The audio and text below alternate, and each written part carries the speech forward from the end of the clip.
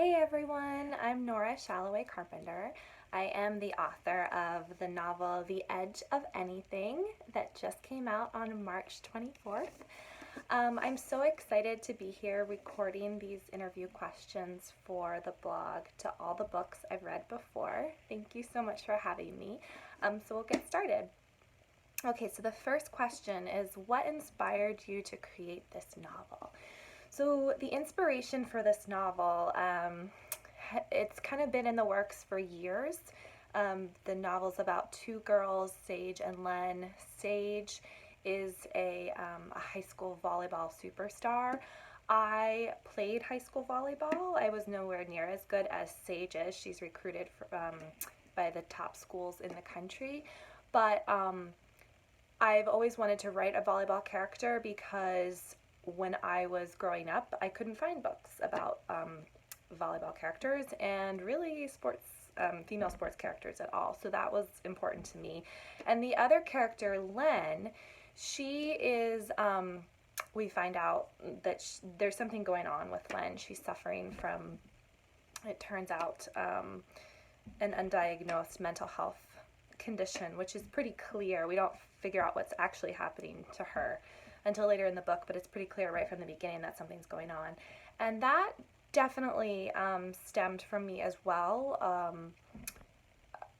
Many years ago, I suffered a trauma that basically brought out a severe type of OCD that I was genetically predisposed to. And so that was a really, really difficult time in my life. And I knew at the time that one day I would want to write about it, but I needed that emotional distance. And so it took a really long time, years and years, until I was able to write. But I knew I wanted to write the book that I needed to read during that time. And so The Edge of Anything is that book.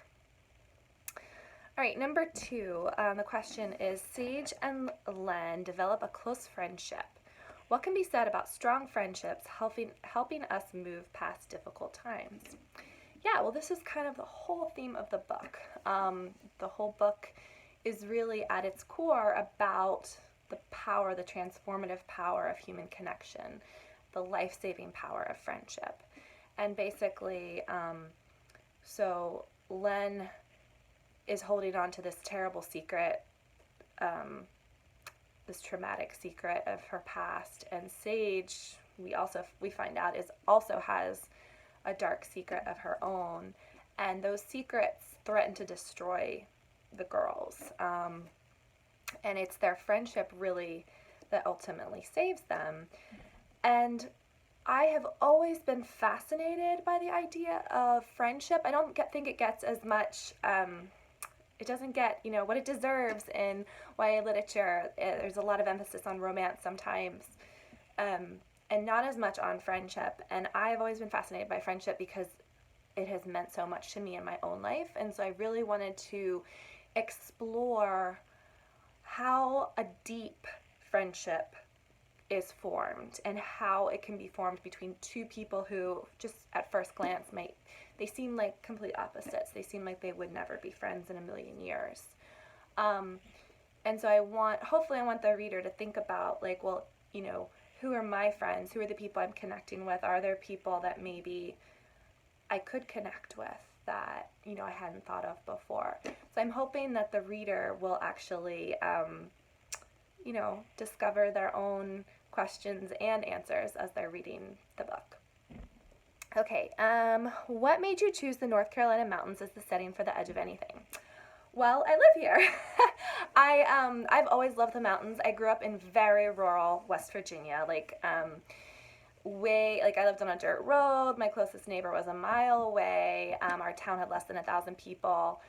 I've always lived in the mountains, and here in Western North Carolina, the mountains, they're just so gorgeous. I always love being outside, and setting is always plays a big role in my writing, and it just happened to in this one too. So there's multiple important scenes that take place in the mountains.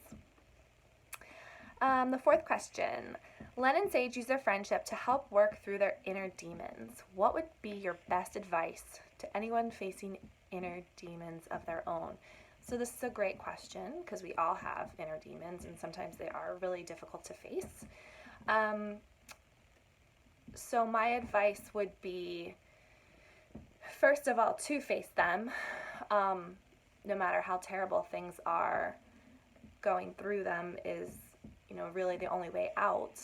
And to definitely ask for help and definitely reach out and connect with the people around you. And you might have to do that multiple times. And this happens in the book where Len actually reaches out at one point and she just doesn't get the support that she needs because the person she reaches out to just isn't capable of the support at that time. And that certainly happens in real life. And that's disappointing, but it doesn't mean that our needs don't matter.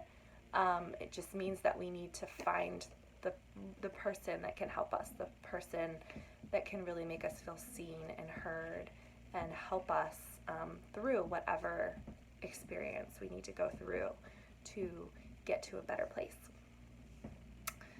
And the last question, what do you hope that your readers will take away from reading this novel?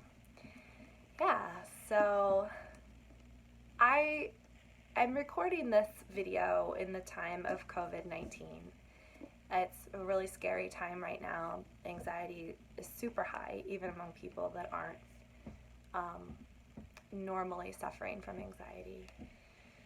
And I just really hope that this book can bring a sliver of light, maybe even more than a sliver of light, and hope into a world that is often scary and unfair and just really, really difficult, because there is beauty in this world as well. There is goodness.